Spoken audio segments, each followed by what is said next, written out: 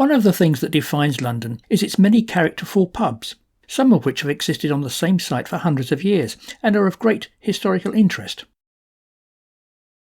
I know from the comments and reactions I get when I mention a pub in my videos or on social media that they're also of great interest to many of you. So in this episode of The History of London, I'm getting together with London pub expert Vic Norman, who is going to take us to 4 of his favourite historic pubs. And we'll throw in a bit of London's history. If you like what you see in this video, you can join Vic in person for a walking tour of pubs. During the course of an evening, he'll guide you around a selection from amongst the 60 excellent examples he features on his 11 different pub walking tours. I'll provide Vic's contact details at the end of the video and also put a link in the description below.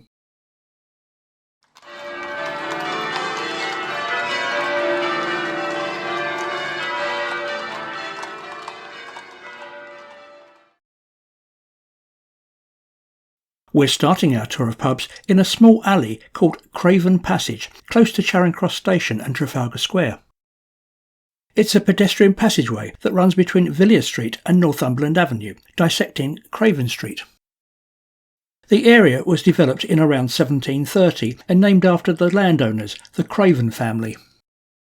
William, 1st Earl Craven, was a Lord Mayor of London who had a very eventful life.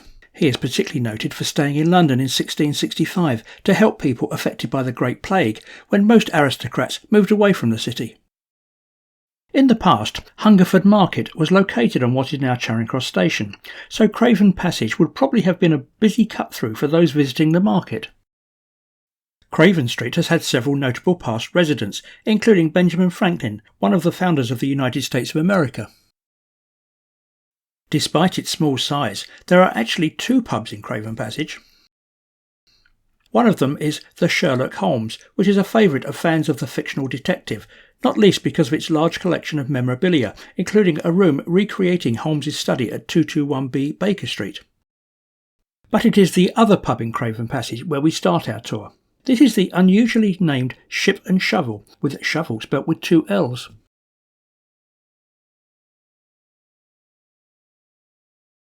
So Vic, here we are at the Ship and Shovel. We are. It's an unusual pub and also tucked away where you might not find it. So just off Craven Street, which is just off Strand, there is an alleyway, if you like, Craven Passage, and that's where you'll find the Ship and Shovel on both sides of the passageway, which makes it quite an unusual pub in that there aren't very many pubs anywhere that exist on both sides of a road, and the Ship and Shovel is one of them. Yeah, it's strange because although this is Craven Passage, actually you can get to it from Villiers Street as well, can't you? Underneath Charing Cross Station. Yeah, so the arches that were kind of cut in for the railway link Craven Street all the way through, as you say, to Villiers Street, and there's some steps down and you go underneath the arches. Now shops and clubs and various different things now, but and the pub sits on the higher level here. Right. Yeah. Yeah, so we're actually in my favourite part of the entire pub. We're upstairs in what they call the Crow's Nest. And we're sat here and I can feel myself slowly sliding down because the room is not even, which adds to its charm. And of course the Crow's Nest... You're not getting seasick, are you? Well, yeah, I think maybe that's partly why they called this room the Crow's Nest. Of course it's a naval reference, as is the name of the pub. So Ship and Shovel, double L. Sir Cloudsley Shovel was Admiral of the Fleet. Fantastic name. Yeah, it was a wonderful Cloudsley. And how many Cloudsleys do you know? Cloudsley Shovel was Admiral of the Fleet at one point. Also, he was a Member of Parliament towards the end of his life. And that's why Shovel with double L. And then there are pictures of him around the place. But, right. Yeah. But he came to an unfortunate end, I believe. Shipwrecked off the Isles of Scilly. Isles of Scilly, not the Scilly Isles, the Isles of Scilly he was, yeah, absolutely. It's 1707, something like that, I think he died. Yeah. But yeah. Cloudsley Shovel spent his entire career in the Navy, starting as a cabin boy in 1663 and ending as an admiral. Alongside his naval career, he was also the MP for Rochester from 1695. Rising through the ranks, in 1704 Shovel commanded a squadron of ships during the capture of Gibraltar, and from the following year he commanded England's Mediterranean fleet. And at the siege of Toulon in 1707, Chauvel's ships forced the French to scuttle their fleet, making him a national hero. But while returning to England from Toulon, Chauvel's fleet strayed off course. 4 of the fleet was shipwrecked on rocks off the Isles of Scilly, with the loss of Chauvel and nearly 2,000 sailors in what ranks as one of Britain's worst ever naval disasters. His body was recovered and buried in Westminster Abbey. Of course, we're very close to, well, a little bit further away now from the River Thames than we would have been at some point before the embankment. The river came up much further than it does now. Obviously, we put in the embankment to ease congestion on Strand and Fleet Street, put in a brand new sewage system and to reclaim some land, but pushing the Thames further back, making it not only further away, but deeper and shallow and narrower. Right. And another kind of water-based or sailing-based reference, the fact that this pub was very close to the river at one point. Right, yeah. So I mentioned earlier that the pub is tucked away. It's Craven Passage, which is off Craven Street and Villiers Street, but not too far away from Strand. So we're at the back of Strand, and there are so many fascinating things just on that road. Of course, we're spitting distance away from Charing Cross and from Trafalgar Square, and the exact centre of London. So it's a curious story. When they measure all distances to London, where are they measuring it to? So the exact centre of London is at Trafalgar Square, and it's on King Charles Island. So the story goes that King Edward, many, many years ago, I think it was Edward I, 1272, 1306, something like that. His wife, Queen Eleanor, was visiting the north of England, and he was visiting Scotland. Sadly, she died, and so grief-stricken was the king that he arranged for her body to be brought back to London, but decreed that everywhere her body stopped for the night there, they should build an Eleanor cross. I believe that 12 or 13 crosses were built, only 3 now stand, but the last Eleanor cross, and there's a replica one outside Charing Cross train station, a tall, slim pinnacle that people recognise if they walk past Charing Cross, and where London cabbies take the exact centre of London to. But the last one was on King Charles Island, where King Charles I now stands, and that is the exact centre of London. Right, okay, so it was originally on King Charles Island, but now in front of Charing Cross Station. Yes, so I don't know. The replica is the replica is now in front of Charing Cross Station when they put King Charles I up there, who ironically looks down to the very place he was executed on the 30th of January 1649, had his head removed from his body outside Banqueting House. But, yeah. The Ship and Shovel is one of several pubs in London, and over 180 in the south of England, owned by the Dorset brewer Hall and Woodhouse. The company was founded in 1777 by Charles Hall. 60 years and a couple of generations later, Edward Woodhouse joined the firm, marrying into the Hall family. The business is now managed by 6th and 7th generation members of the family, with their portraits proudly displayed within the Ship and Shovel. The company's Badger range of beers, which are exclusive to their pubs, are brewed at their Dorset brewery. The Ship and Shovel is quite a small and snug pub, which is part of its charm. It's split into 3 separate sections across the 2 sides of the passageway. Let's have a quick look around before we move on.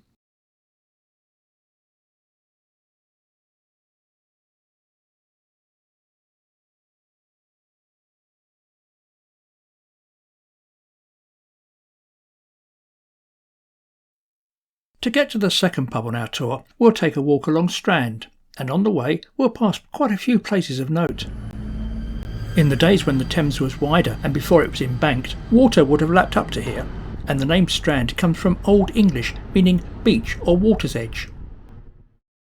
In the mid-19th century, the South Eastern Railway Company were bringing commuters from south of London into London Bridge Station. But they soon realised there was a demand from commuters who wanted to travel to the west side of London. So in 1864, the company opened Charing Cross Station at the western end of Strand, with its elegant hotel fronting onto the forecourt. Over 37 million passengers now pass through the station every year. A little further along is the famous Savoy Hotel. It opened in 1889 on land where the medieval Savoy Palace had once stood. The super luxurious hotel was the first in the country to be lit by electricity, just 2 years after the light bulb had been patented. Drivers need to be alert when entering into the entrance courtyard because vehicles are required to drive in on the right, the opposite of all other streets. Somerset House was originally built as a palace in around 1549 for the Duke of Somerset, who had part of St Paul's Cathedral demolished to provide him with the materials. But even before it was complete, Parliament had the Duke beheaded on Tower Hill. The old Tudor palace began to be replaced in the 18th century in a more modern style to be used as government offices. It's now home to numerous arts organisations and galleries. During the winter months, the central courtyard is transformed into an ice rink. And there are plenty of other interesting buildings along the way, such as King's College, founded in 1829 by King George IV and the Duke of Wellington. The old and disused Strand tube station, whose platform is now used as a film location. The very grand Australian High Commission. And St Clement Danes Church, with a history going back to the 9th century. At the point where the Strand reaches the boundary with the City of London, its name changes to Fleet Street, another of London's most historic thoroughfares, which until the latter part of the 20th century was the home of Britain's newspaper industry. And it's where the Strand becomes Fleet Street that we'll find one of London's grandest pubs, the Old Bank of England.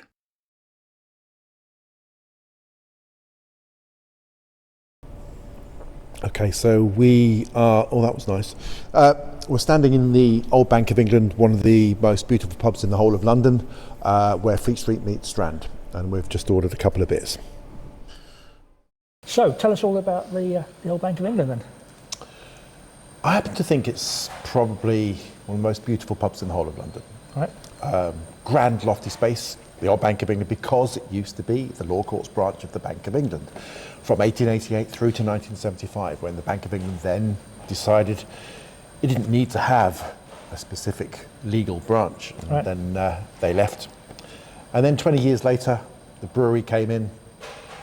Fuller's then, Chiswick, by way of Tokyo now. Asahi bought Fuller's and turned it into a pub. Right. And it's a great space the public can come to. It's on 2 floors. We're on the mezzanine. It's absolutely incredible. And the basement has the vaults where the crown jewels were stored in both World Wars. Right. From a mythical point of view, it stands in between 2 famous buildings in London history. The barber shop, owned by Sweeney Todd, Demon Barber of Fleet Street, and the pie shop owned by his lover, Mrs. Lovett. And right. They had an unusual business relationship, which worked for both of them, codependent. Customers would come into Sweeney and say, "Wow, short back and sides, please, Sweeney." And Sweeney would beckon them into the tunnels and vaults underneath this building, chop them up into tiny pieces, take them over to Mrs. Lovett, where to her eternal culinary credit, she made them into the most delicious pies. Wow. So, yeah, that's kind of the story. And they have a little plaque on the wall talking about how delicious their pies are. It's got a right. nod to that story. Right. The pies weren't served here, I guess. In the pub. No, they now are. No, Mrs. Lovett had her own. She had her own bakery. She had her own bakery and sourced her ingredients locally. Right. Shall we say? Yes. Okay. As Vic mentioned, the former bank was converted into a pub by the London brewer Fuller's. But in 2014 it was acquired by the Macmillan Brewery of Hertford and is one of 9 pubs they have in central London. Macmillan was founded in 1827 when brewing was the main industry of Hertford, and the Macmillan family are still involved in the running of the business. And they've been brewing their AK Mild for over 185 years, making it one of the longest established beers in the UK. So Vic, this is a really interesting part of London, isn't it? I always think so. I think that Fleet Street and Strand has just so many things to talk about, from St Paul's all the way through to Charing Cross. And we're at the place where Fleet Street meets Strand. We're right next to the Royal Courts of Justice, London's most impressive Gothic building. Across the road you have Middle Temple, so the Templar Church, wrote about in the Da Vinci Code.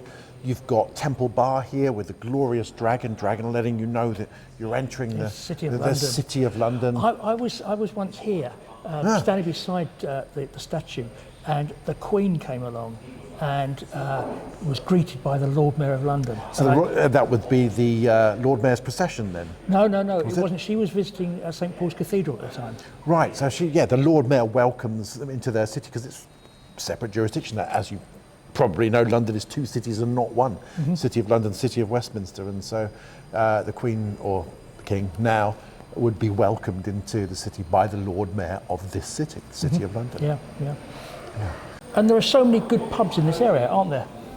There are. I mean, I think people who come on my tours are always surprised at the density of the amount of pubs in central London, and we're a stone's throw away from a half dozen amazing pubs behind the Royal Courts of Justice. So we're sitting in a pub next to the Royal Courts of Justice, London's oldest pub, the Seven Stars on Carey Street. Just up from here, opposite the Royal Courts of Justice, is the George on the Strand. Began life in 1723 as a coffee shop and now became a pub in an era when pubs are closing and becoming coffee shops. Nice to know the reverse was true. About 300 metres away, further down towards St Paul's, 1667, the Old Cheshire Cheese, the first pub in London, the first public building in London to be rebuilt after the fire. What did we need? A pub. And so that's what, rebuilt in 1667, that stands on the site of a 13th century Carmelite guest house. And on it goes. You only have to walk a couple of minutes and there's another great pub.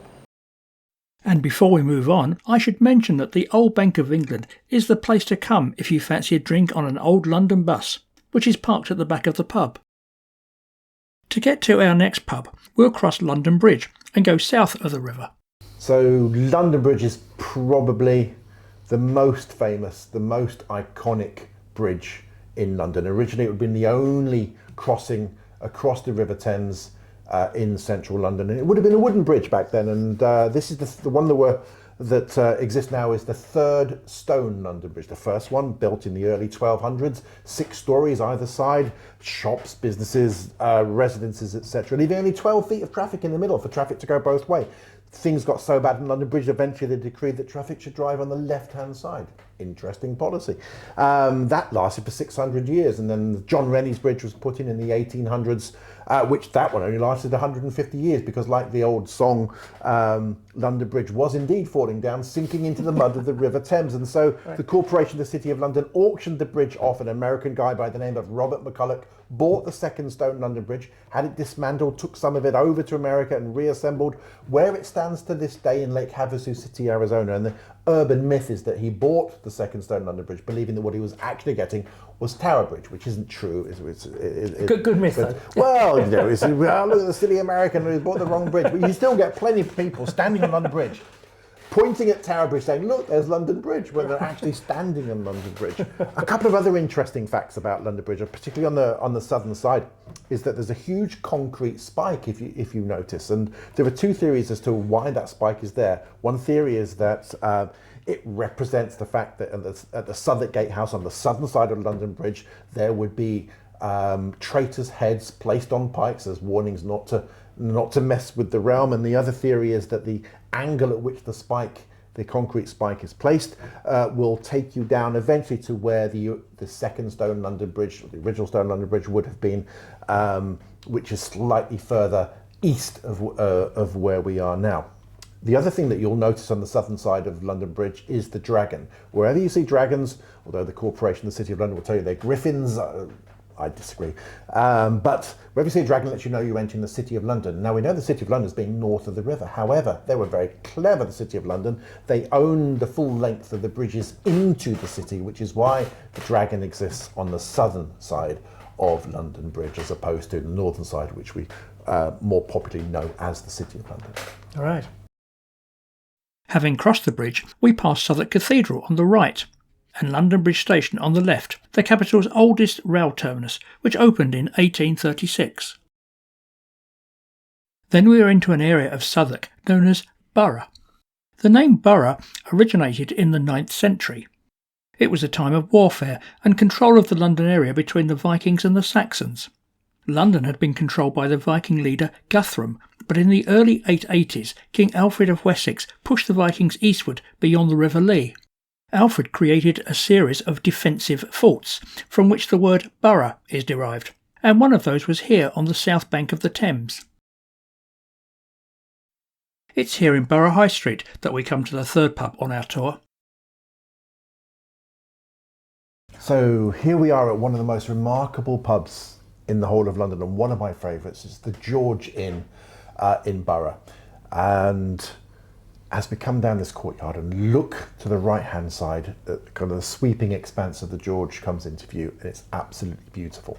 It is the last surviving galleried coaching inn left in London, and that's a bit of a mouthful. So a coaching inn would be where you would rock up with coach and horses, and the horses would be stabled, you would go in, perhaps have some dinner, upstairs to bed, in the morning, breakfast, fresh horses, and on you go. That's a coaching inn. Galleried coaching inn, it's on several levels with wooden galleries, wooden walkways between different parts of it, and it's absolutely wonderful. So, and in Borough High Street, there were quite a few coaching inns, weren't there? A lot, yeah. I mean, it was the place for onward travel to the south, or so where we are in Borough is where all the factories were, where the tanneries were, where the hop merchants were, etc. And this is kind of all routes south from here into the Garden of England, into Kent.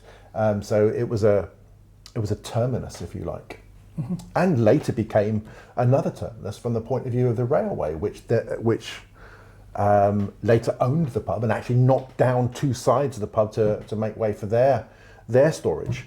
And it became a terminus in a very different way. Instead of travelling and bringing things by coach and horses, we brought them by the modern equivalent of the steam train. Coaching inns were really what in modern terms we would call hotels. They had extensive stabling for the coaches and their horses, so were pretty large. It therefore made sense for them to be located outside the crowded city, where land was expensive, such as at the Angel at Islington, from where passengers travelled north from London, depicted here in the illustration by William Hogarth. Anyone arriving or departing south early in the morning or late in the evening had no choice but to lodge overnight in one of Borough's inns, because the gates of London Bridge were locked at night. I checked this early 18th century map of Borough, and the longer I looked, the more coaching inns I found. The King's Head still exists, but no longer as a galleried coaching inn, and as a fine old-style boozer of a pub. The Tabard is from where the Pilgrims set off in Geoffrey Chaucer's Canterbury Tales, written in the late 14th century. Shakespeare will have been well acquainted with the inns at Borough, and the White Hart appears in one of his plays. In the 1830s, Charles Dickens wrote in The Pickwick Papers that 6 still existed. By then they must have seemed ancient and curious, because he described them as great rambling queer old places. Now let's take a look inside the George. So this is the Parliament Bar. It's the first room on the right. There's no actual bar in here, but it's a grand old room. It's how pubs should be. Very dark wood, uneven floors, grand fireplace. It's like walking back in time. It's my favourite part of the entire pub, and it's called the Parliament Bar because they have the original Parliament clock still standing or still hanging on the wall. So there was an Act of Parliament, and I can't remember which year, that said that innkeepers must keep a Parliament clock to keep time, and there was a tax on time, a tax on the clock, so much so that so expensive did it become that there were many protests and the Act of Parliament was repealed, and there aren't that many, within a year I believe, and there aren't that many Parliament clocks left, and they still have the original one. But here in the Parliament Bar, grand old fireplace and dark wood, it takes your breath away just to sit here and have a drink. Right. And the pub itself is quite a sort of rambling place, isn't it? There's sort of rooms all over the place, up and down. And yeah, I mean, I know it was originally on all three sides, but the side that we have left is still remarkable from that perspective. So 3 or 4 stories, the wooden galleries, rooms that lead into another, staircases that lead to grand rooms. It's definitely worth exploring all throughout the pub when you get the chance. Right. The George is a large pub, but the buildings we see today are perhaps less than a quarter of its size in earlier times. For many years, the George was owned by Guy's Hospital, which stood to its rear. In 1874, as railways made stagecoaches and coaching inns redundant, the hospital sold the George to the Great Northern Railway. The railway company demolished the north and east sides of the inn, as well as the extensive stables at the rear, to make way for a receiving warehouse for goods to be transported on their network. Now only the part to the south of the courtyard survives. In 1937, the railway company sold the remaining part of the building to the National Trust, and they now lease it to the Green King Pub Company. As we leave the George and move on to the next pub, just a quick mention that if you're enjoying this video, please remember to like it and also to subscribe to my YouTube channel. To get to our next pub, we pass back over the river across Blackfriars Bridge. Those of you who have watched my video about the history of the New River may remember that the original Blackfriars Bridge was completed in the 18th century. By that time, there had been versions of London Bridge for well over 1,000 years. But it took until the 1760s for the City of London Corporation to create a second crossing for people to pass over the river into and out of the city. Then 100 years after its opening, the original Blackfriars Bridge was replaced by the current magnificent wrought iron structure officially opened by Queen Victoria. Having crossed the bridge, we arrive at the area of the City of London known as Blackfriars, named after the former friary. Dominican friars arrived in London from France in the early 13th century. They would have been a bit of a novelty at the time and probably quite popular with Londoners because they would go out and about in the city mixing with ordinary people, unlike monks who shut themselves away in the monasteries. In about 1278, the Blackfriars built a new friary on the west side of the city on the site of the two Norman-era castles of Baynard's Castle and Montfichet Tower. The friary grew in size and became extremely large, containing no less than 5 chapels, as well as their own brewery. It filled the entire district, from Ludgate Hill south to the Thames. The site extended west as far as the bank of the River Fleet, so the old city wall had to be rebuilt around it, slightly enlarging the area of the City of London. It was very important during its time. Meetings of Parliament and the Privy Council were sometimes held there, and it's where the divorce hearing between Henry VIII and Catherine of Aragon took place.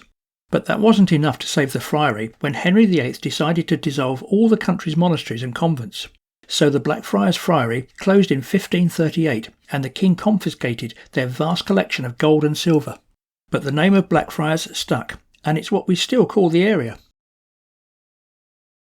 So now we arrive at the last of our featured pubs.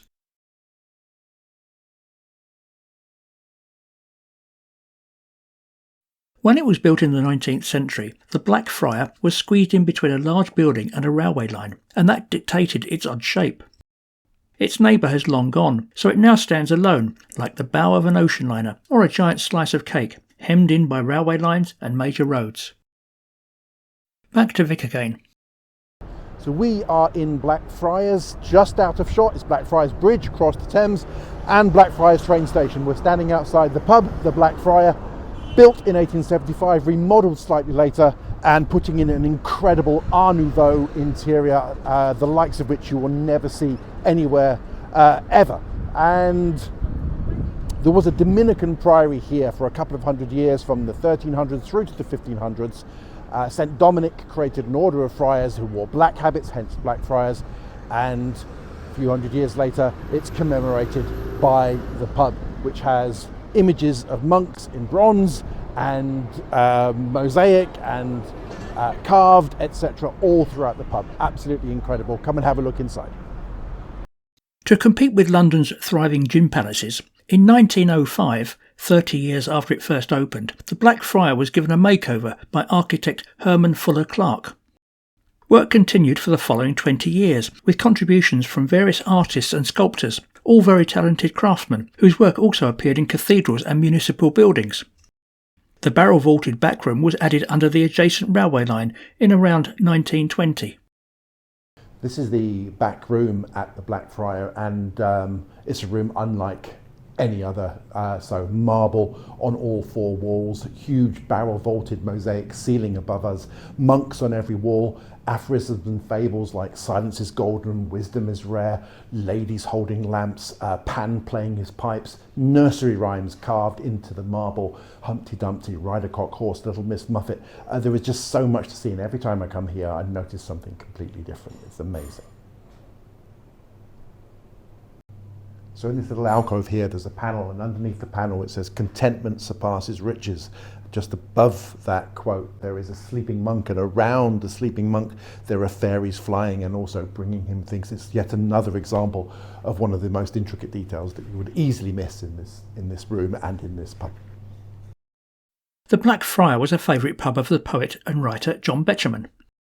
When the area was being redeveloped in the 1960s, the pub was due to be demolished, but Betjeman spearheaded a campaign to have it saved. Since 1972, it has been Grade 2 listed, so its future is now quite safe.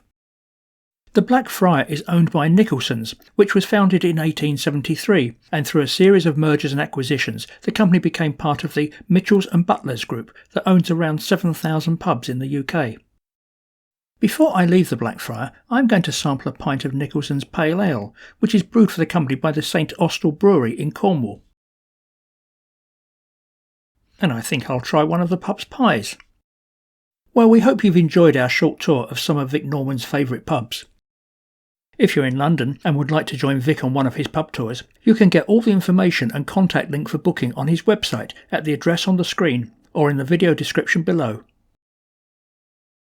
Please remember to like and subscribe, and feel free to leave a comment. And you can find more of my videos at the History of London YouTube channel. If you'd like to follow me on social media, you can find me at any of the addresses on the screen. Until next time, bye for now.